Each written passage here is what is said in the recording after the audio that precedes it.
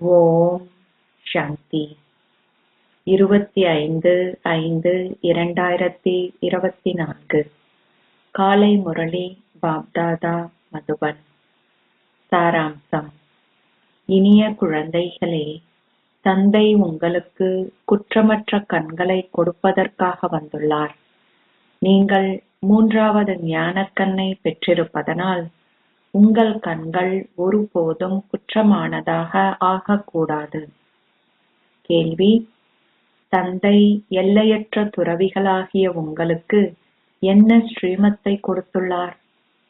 பதில்: தந்தையின் ஸ்ரீமத் உங்கள் புத்தியை நீங்கள் நரகத்திலிருந்தும் நரகவாசிகளிடமிருந்தும் அகற்றி ஸ்வர்க்கத்தை நினைவு செய்ய வேண்டும். வீட்டில் உங்கள் குடும்பத்துடன் வாழும் போதும் உங்கள் புத்தியிலிருந்து நரகத்தை துறந்திடுங்கள். பழைய உலகம் நரகம் ஆகும். உங்கள் புத்தி பழைய உலகை மறந்துவிட வேண்டும். நீங்கள் ஓர் எல்லைக்குட்பட்ட வீட்டை துறந்து இன்னொன்றிற்கு செல்வதாக இருக்கக்கூடாது. நீங்கள் எல்லையற்ற ஆர்வமின்மையை கொண்டிருக்கின்றீர்கள். இப்பொழுது இது உங்கள் ஓய்வு ஸ்திதியாகும். நீங்கள் அனைத்தையும் துறந்து வீடு திரும்ப வேண்டும். ஓம் சாந்தி. கடவுள் சிவன் பேசுகின்றார். வேறு எவரது பெயரும் குறிப்பிடப்படவில்லை. இவரது பிரம்மா பெயரும் குறிப்பிடப்படவில்லை. தந்தையே தூய்மையாக்குபவர். எனவே தூய்மையற்றவர்களை தூய்மையாக்குவதற்காக அவர் நிச்சயமாக இங்கு வர வேண்டும். அவர் இங்கு தூய்மையாகுவதற்கான வழியை உங்களுக்கு காட்டுகின்றார். கடவுள் சிவன் பேசுகின்றார் என்றே கூறப்படுகின்றது. கடவுள் ஸ்ரீ கிருஷ்ணர் பேசுகின்றார் என்று கூறப்படுவதில்லை. உங்களிடம் சின்னம் பேட்ஜ் உள்ளதால் நிச்சயமாக நீங்கள் இதனை விளங்கப்படுத்த வேண்டும். படைப்பவரினதும் படைப்பின் ஆரம்பம், மத்தி, இறுதியினது ரகசியங்கள் அனைத்தும் இந்த பேட்ஜில் காட்டப்பட்டுள்ளன. இந்த பேட்ஜ் எதிலும் குறைவானது அல்ல. அது சமிக்கைக்கான ஒரு விஷயமாகும். உங்கள் முயற்சிகளுக்கு ஏற்ப நீங்கள் அனைவரும் வரிசை கிரமமாகவே ஆஸ்திகர்கள் ஆவீர்கள். வரிசை கிரமம் என்று நிச்சயமாக கூறப்படும். படைப்பவரினதும் படைப்பினதும் ஞானத்தை விளங்கப்படுத்த முடியாத சிலர் உள்ளனர். எனவே அவர்களை சதோப்பிரதான் புத்தியை கொண்டவர்கள் என அழைக்க முடியாது. சதோப்பிரதான் புத்தி, ரஜோ புத்தி, பின்னர் தமோ புத்தியும் உள்ளது. ஒருவரது புரிந்துணர்விற்கு ஏற்பவே அவர் பட்டத்தை பெறுகின்றார். இவர் சதோப்பிரதான் புத்தியை கொண்டிருக்கின்றார். இவர் ரஜோ புத்தியை கொண்டிருக்கின்றார். எவ்வாறாயினும் நீங்கள் இதனை அறிந்தால் மனம் தளர்ந்து விடுவீர்கள் என்பதால் இது உங்களுக்கு கூறப்படுவதில்லை. அது வரிசை கிரமமே. முதற்தரமானவர்களின் பெறுமதி மிகவும் சிறந்தது. இப்பொழுது நீங்கள் உண்மையான சத்குருவை கண்டுள்ளீர்கள். இப்பொழுது குழந்தைகளாகிய நீங்கள் சத்குருவை கண்டு கொண்டதால் அவர் உங்களை முற்றிலும் உண்மையானவர்களாக ஆக்குகின்றார் என்பதனை நீங்கள் அறிவீர்கள். தேவர்கள் உண்மையானவர்கள். பின்னர் அவர்கள் பாவ பாதையில் சென்றதால் பொய்யானவர்கள் ஆகிவிட்டனர். தேவர்களாகிய நீங்களே சத்திய யுகத்தில் வசிக்கின்றீர்கள். அங்கே வேறு எவரும் இருப்பதில்லை. இது எவ்வாறு சாத்தியம் என்று வினவுகின்ற சிலரும் உள்ளனர். ஏனெனில் அவர்களிடம் ஞானம் இல்லை. நீங்கள் நாஸ்திகர்களிலிருந்து ஆஸ்திகர்கள் ஆகிவிட்டீர்கள் என்பதை குழந்தைகளாகிய நீங்கள் இப்பொழுது அறிவீர்கள். இப்பொழுது நீங்கள் படைப்பவரினதும் படைப்பின் ஆரம்பம், மத்தி, இறுதியினதும் மிக சரியான ஞானத்தை அறிவீர்கள். பெயருக்கும் உருவத்திற்கும் அப்பாற்பட்ட ஒன்றை பார்க்கவும் முடியாது. ஆகாயம் வெற்றிடமாகும். எனினும் அது ஆகாயம் என்பதை உங்களால் உணர முடியும். உங்களிடம் அந்த ஞானம் உள்ளது. உங்கள் புத்தியிலேயே அனைத்தும் தங்கியுள்ளது. ஒரே ஒரு தந்தையே படைப்பவரினதும் படைப்பினதும் ஞானத்தை உங்களுக்கு கொடுக்கின்றார். இங்கு நீங்கள் படைப்பவரினதும் படைப்பினதும் ஆரம்பம், மத்தி, இறுதியின் ஞானத்தை பெற முடியும் என நீங்கள் எழுதவும் வேண்டும். அத்தகைய பல ஸ்லோகங்கள் உள்ளன. நாளுக்கு நாள் புதிய கருத்துக்களும் புதிய ஸ்லோகங்களும் தொடர்ந்தும் வெளிப்படும். ஆஸ்திகர் ஆக வேண்டுமாயின் நீங்கள் நிச்சயமாக படைப்பவரினதும் படைப்பினதும் ஞானத்தை கொண்டிருக்க வேண்டும். அதன் பின்னர் நீங்கள் நாஸ்திகராக இருப்பதை நிறுத்திவிடுவீர்கள். நீங்கள் ஆஸ்திகரிலிருந்து உலக அதிபதிகள் ஆகுகின்றீர்கள். நீங்கள் இங்கு ஆஸ்திகர்களாக இருக்கின்றீர்கள். ஆயினும் உங்கள் முயற்சிக்கேற்ப அது வரிசை கிரமமாகவே உள்ளது. மனிதர்களே இதனை அறிந்திருக்க வேண்டும். மிருகங்களுக்கு இது தெரியாது. அதிமேலான மனிதர்களே பின்னர் சீரழிந்தவர்கள் ஆகுகின்றார்கள். இந்நேரத்தில் எந்த மனிதரிடமும் படைப்பவரினதும் படைப்பினதும் ஞானமில்லை.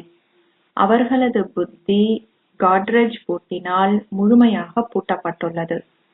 நீங்கள் உலகின் அதிபதிகள் ஆகுவதற்காக தந்தையிடம் வந்திருக்கின்றீர்கள் என்பதை உங்களது முயற்சிக்கேற்ப வரிசை கிரமமாகவே நீங்கள் அறிவீர்கள். அங்கே நீங்கள் 100% தூய்மையாக இருக்கின்றீர்கள். அங்கே தூய்மையும் அமைதியும் செழிப்பும் உள்ளது. உங்களுக்கு ஆசீர்வாதங்கள் வழங்கப்படுகின்றன. எவ்வாறாயினும் இவ்வார்த்தைகள் பக்தி மார்க்கத்திற்குரியவை. இக்கல்வியின் மூலம் நீங்கள் லக்ஷ்மி நாராயணன் ஆகுகின்றீர்கள். நீங்கள் கற்று மற்றவர்களுக்கும் கற்பிக்க வேண்டும். குமார்களும் குமாரிகளும் கற்பதற்காக பாடசாலைக்கு செல்கின்றார்கள். அவர்கள் சேர்ந்திருப்பதனால் சீரழிந்து போகின்றனர். ஏனெனில் அவர்களது கண்கள் குற்றமுள்ளவையாகும். குற்றமுள்ள கண்களை கொண்டிருப்பதனாலேயே அவர்கள் முகத்திரையை, அதாவது முக்காடு அணிகின்றனர். அங்கே சத்திய யுகத்தில் குற்றமுள்ள கண்கள் இல்லாததனால் முகத்திரை அணிய வேண்டியதில்லை. லக்ஷ்மியும் நாராயணனும் முகத்திரைக்கு பின்னால் இருப்பதை எப்போதாவது கண்டிருக்கின்றீர்களா? அங்கே எவரும் அத்தகைய தீய எண்ணங்களை கொண்டிருப்பதில்லை. இங்கே இது ராவண ராஜ்யமாகும். இக்கண்கள் மிக அசுரத்தனமானவையாகும். தந்தை வந்து உங்களுக்கு 3வது ஞானக்கண்ணை கொடுக்கின்றார். ஆத்மாவே அனைத்தையும் செவிமடுக்கின்றார், அனைத்தையும் கூறுகின்றார், அனைத்தையும் செய்கின்றார்.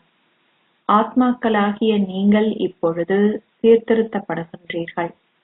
ஆத்மாவே சீரழிந்தவராகுவதுடன் பாவாத்மாகவும் ஆகிவிட்டார்.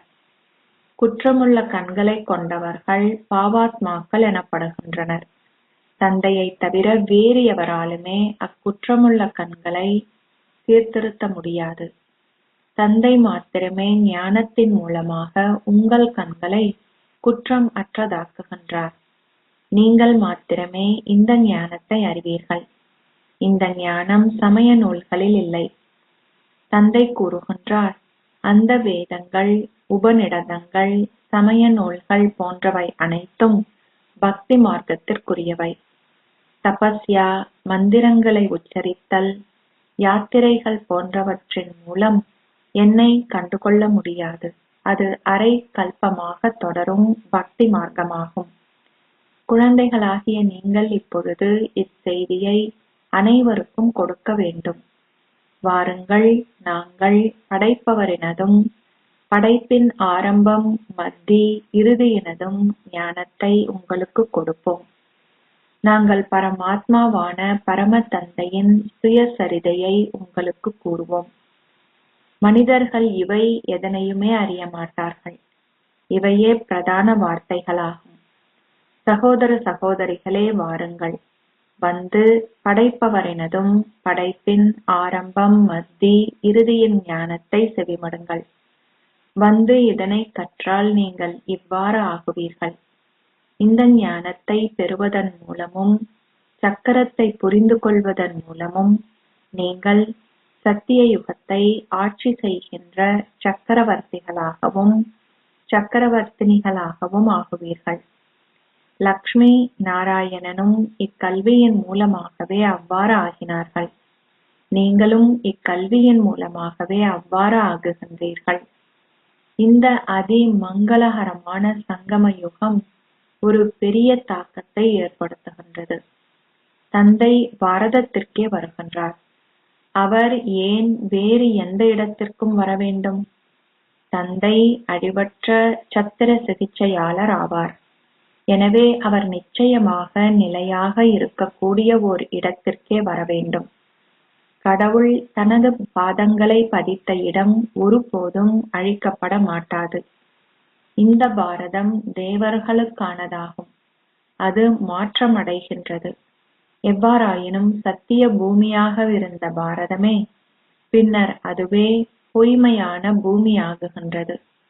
பாரதம் மாத்திரமே சகல துறை பாகத்தையும் கொண்டதாகும்.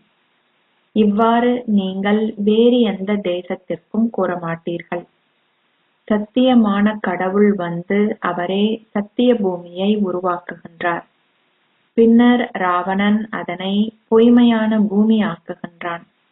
அதன் பின்னர் அங்கு விதையில் ஒரு சிறிதளவேனும் எஞ்சி இருக்கவில்லை என்பதாலேயே உங்களால் உண்மையான குரு எவரையும் காண முடியாதுள்ளது. அம்மக்கள் சந்நியாசிகள். அவர்களை பின்பற்றுபவர்களோ இல்லறத்தவர்கள். எனவே அவர்களை எவ்வாறு பின்பற்றுபவர்கள் என அழைக்க முடியும்? இப்பொழுது தந்தையே கூறுகின்றார், குழந்தைகளே, தூய்மையாகுவதுடன் தெய்வீக குணங்களையும் கிரகியுங்கள்.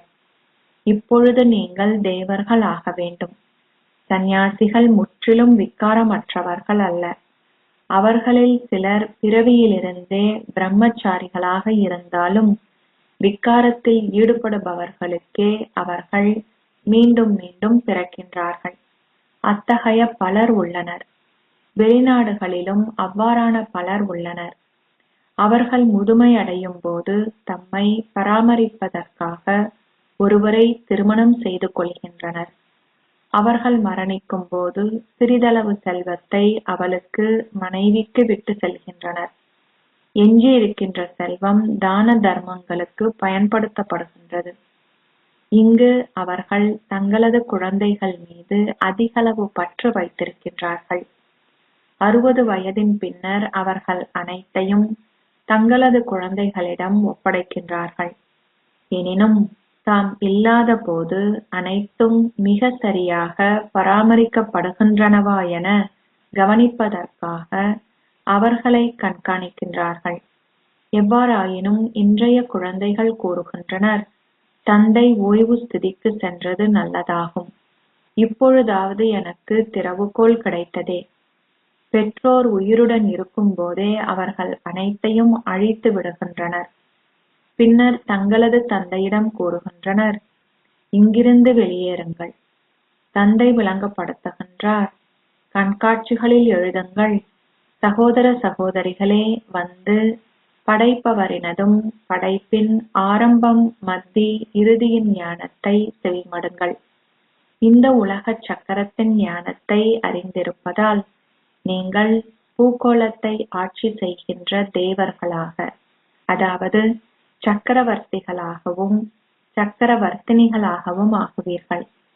இந்த பாபா குழந்தைகளாகிய உங்களுக்கு வழிகாட்டல்களை கொடுக்கின்றார்.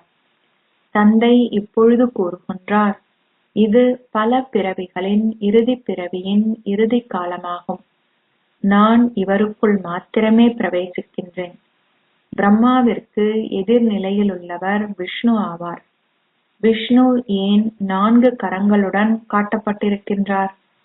அதில் 2 ஆணினதும் 2 பெண்ணினதும் ஆகும். இங்கு 4 கரங்களுடன் ஒரு மனிதன் இருக்க முடியாது. விஷ்ணு என்றால் லக்ஷ்மியும் நாராயணனும் என்பதே அதன் விளக்கமாகும். அவர்கள் பிரம்மாவையும் 4 கரங்களுடனேயே காட்டுகின்றார்கள். 2 பிரம்மாவினுடையதும் 2 சரஸ்வதியினுடையதும் ஆகும். இருவரும் எல்லையற்ற துறவிகள். நீங்கள் துறவறம் பூண்டு வேறொரு இடத்திற்கு செல்கின்றீர்கள் என்றில்லை. இல்லை, தந்தை கூறுகின்றார், வீட்டில் வாழும் போதும் உங்கள் புத்தியிலிருந்து நரகத்தை நீங்கள் துறந்துவிட வேண்டும். நரகத்தை மறந்து விடுவதுடன் ஸ்வர்க்கத்தை உங்கள் புத்தியினால் நினைவு செய்யுங்கள். உங்கள் புத்தியின் யோகத்தை நரகத்திலிருந்தும் நரகவாசிகளிடமிருந்தும் அகற்றி உங்கள் புத்தியின் யோகத்தை ஸ்வர்க்கவாசிகளாகிய தேவர்களுடன் இணைத்துக் கொள்ளுங்கள்.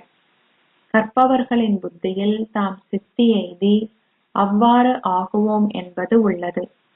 முன்னர் மக்கள் தங்களது ஓய்வு நிலையை அடைந்ததும் குருமாரை ஏற்றுக்கொள்வார்கள். தந்தை கூறுகின்றார், இவர் தனது பல பிறவிகளின் இறுதி பிறவியில் ஓய்வு நிலையின் போதே நான் இவருக்குள் பிரவேசிக்கின்றேன். கடவுள் பேசுகின்றார், நான் அவரது பல பிறவிகளின் இறுதி பிறவியிலேயே அவருக்குள் பிரவேசிக்கின்றேன். ஆரம்பத்திலிருந்து இறுதி வரைக்கும் ஒரு பாகத்தை நடித்தவருக்குள் மாத்திரமே நான் பிரவேசிக்கின்றேன். ஏனெனில் அவர் முதலாம் இலக்கத்திற்கு செல்ல வேண்டும். பிரம்மா விஷ்ணுவாகவும் விஷ்ணு பிரம்மாவாகவும் ஆகுகின்றார். அவர்கள் இருவரையும் 4 கரங்களுடன் காட்டியுள்ளனர். கணக்குள்ளது பிரம்மாவும் சரஸ்வதியும் பின்னர் லக்ஷ்மி நாராயணன் ஆகுகின்றார்கள். லக்ஷ்மியும் நாராயணனும் பின்னர் பிரம்மாவும் சரஸ்வதியும் ஆகுகின்றார்கள். குழந்தைகளாகிய நீங்கள் இக்கணக்கை விரைவில் காட்டுகின்றீர்கள். 84 பிறவிகள் எடுத்து இந்த சாதாரண பிரம்மாவாகவும் சரஸ்வதியாகவும் ஆகுகின்ற லக்ஷ்மி நாராயணனே விஷ்ணு என்பதன் அர்த்தமாகும். பாபா பின்னரே அவருக்கு பிரம்மா என பெயரிட்டார். எவ்வாறாயினும் பிரம்மாவின் தந்தை யார்? சிவபாபா என்று எவரும் நிச்சயமாக கூறுவார்கள். அவர் எவ்வாறு உருவாக்கப்பட்டார்? அவர் தத்தெடுக்கப்பட்டார். தந்தை கூறுகின்றார், நான் இவருக்குள் பிரவேசிப்பதால் நீங்கள் எழுத வேண்டும். கடவுள் சிவன் பேசுகின்றார், தனது சொந்த பிறவிகளை பற்றி அறியாத பிரம்மாவிற்குள் நான் பிரவேசிக்கின்றேன். நான் அவரது பல பிறவிகளின் இறுதி பிறவியின் முடிவிலேயே அவருக்குள் பிரவேசிக்கின்றேன். அவர் தனது ஓய்வு நிலையில் உள்ள போதே நான் அவருக்குள் பிரவேசிக்கின்றேன். முழு உலகமும் பழையதாகவும் தூய்மையற்றதாகவும் ஆகும்போதே நான் வருகின்றேன். இது மிகவும் இலகுவாக விளங்கப்படுத்தக்கூடியதொன்றாகும். முன்னர் மக்கள் தங்களது 60 வயதிலேயே குருமாரை ஏற்பதுண்டு. இப்பொழுது அவர்கள் குழந்தை பருவத்திலேயே குருமாரை ஏற்கின்றார்கள். அவர்கள் கிறிஸ்தவர்களிடமிருந்து இதனை கற்றுக்கொண்டனர். ஓ, ஆனால் குழந்தை பருவத்திலிருந்தே ஒரு குருவை ஏற்றுக்கொள்வதற்கான தேவை என்ன? ஒரு குழந்தை தனது குழந்தை பருவத்திலேயே மரணித்துவிட்டால் அவர் சர்க்கதியை அடைகின்றார் என அவர்கள் நம்புகின்றனர். எவருமே இங்கு சர்க்கதி பெற முடியாது என தந்தை விளங்கப்படுத்துகின்றார். தந்தை உங்களுக்கு இப்பொழுது மிக இலகுவாக விளங்கப்படுத்தி உங்களை மேன்மையானவர்களாகவும் ஆக்குகின்றார். பக்தி மார்க்கத்தில் நீங்கள் தொடர்ந்தும் ஏணிப்படியிலிருந்து கீழிறங்கினீர்கள். அது ராவண ராஜ்யமாகும். அப்பொழுது விக்கார உலகம் ஆரம்பமாகின்றது. நீங்கள் அனைவரும் குருமார்களை ஏற்றிருந்தீர்கள். இவரே கூறுகின்றார், நான் பல குருமாரை ஏற்றிருந்தேன். அனைவருக்கும் சர்க்கதியை அருள்கின்ற கடவுளை அவர்களுக்கு தெரிந்திருக்கவில்லை. பக்தி சங்கிலியும் மிகவும் உறுதியாகியுள்ளது. சங்கிலிகளில் சில தடிப்பானதாகவும் சில மிக மெல்லியதாகவும் உள்ளன. பாரமான ஒன்றை உயர்த்த வேண்டுமாயின் அவர்கள் அதனை தடித்த சங்கிலியால் கட்டி அதனை உயர்த்துகின்றனர். இங்கும் அவ்வாறே ஆகும். சிலர் விரைவாகவே உங்களிடம் வந்து செவிமடுத்து நன்றாக கற்கின்றார்கள். சிலர் எதனையுமே புரிந்து கொள்வதில்லை. மாலையின் மணிகள் வரிசை கிரமமாகவே உருவாக்கப்படுகின்றன. பக்தி மார்க்கத்தில் மக்கள் மாலையின் மணிகளை உருட்டினாலும் அவர்களிடம் எந்த ஞானமும் இல்லை. அவர்களின் குரு அவர்களிடம் மாலையின் மணிகளை உருட்டுமாறு கூறுகின்றார். அவர்கள் ஒரு ஹார்மோனியம் இசைக்கப்படுவதைப் போன்று தொடர்ந்தும் ராமா ராமா என உச்சரிக்கின்றனர். அது இனிமையான ஓசையை எழுப்புகின்றது, அவ்வளவே. ராமர் யார் என்பதையோ ஸ்ரீ கிருஷ்ணர் யார் என்பதையோ அவர்கள் எப்பொழுது வருகின்றார்கள் என்பதையோ அவர்கள் அறிய மாட்டார்கள். அவர்களுக்கு எதுவுமே தெரியாது. அவர்கள் ஸ்ரீ கிருஷ்ணரையும் துவாபர யுகத்தில் காட்டியிருக்கின்றார்கள். அவ்வாறு அவர்களுக்கு கற்பித்தவர் யார்? குருமார்கள். ஸ்ரீ கிருஷ்ணர் துவாபர யுகத்தில் வந்திருந்தால் அவரைத் தொடர்ந்து கலியுகம் வந்து அவர்கள் எவ்வாறு தமோபிரதான் ஆகியிருக்க முடியும்? தந்தை கூறுகின்றார், நான் தமோபிரதான் ஆனவர்களை சதோபிரதான் ஆக்குவதற்காகவே வருகின்றேன். நீங்கள் அத்தகைய மூட நம்பிக்கை உடையவர்களாக ஆகுகின்றீர்கள். தந்தை விளங்கப்படுத்துகின்றார், முட்களிலிருந்து மலர்கள் ஆகுபவர்கள் விரைவில் புரிந்து கொள்வார்கள். அவர்கள் கூறுவார்கள், இது முற்றிலும் உண்மையானது.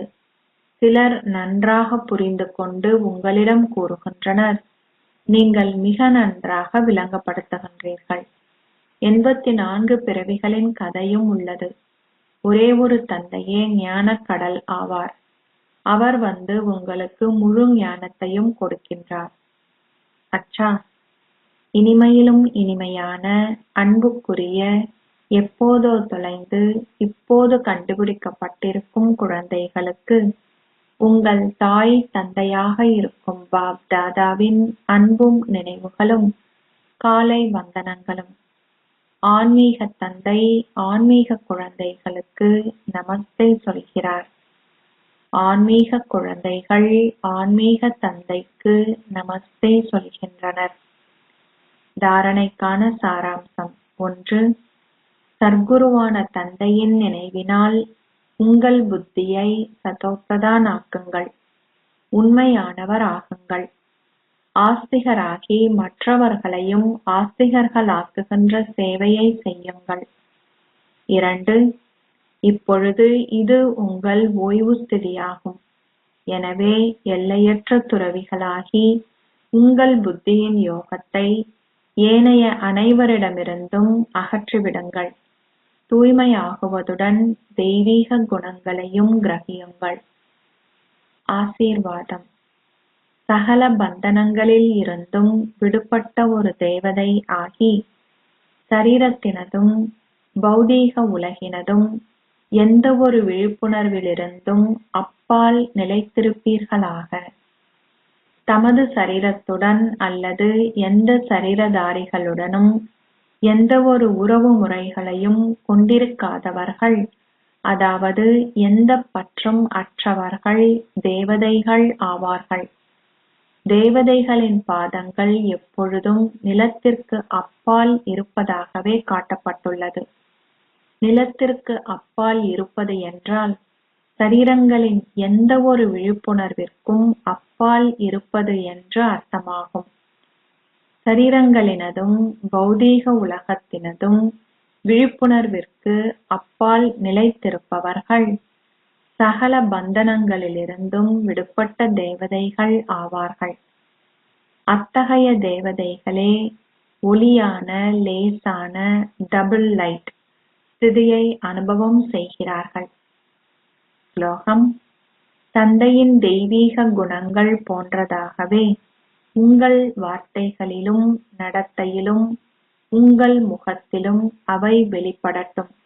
அப்பொழுதே வெளிப்பாடு இடம்பெறும். ஓம் சாந்தி.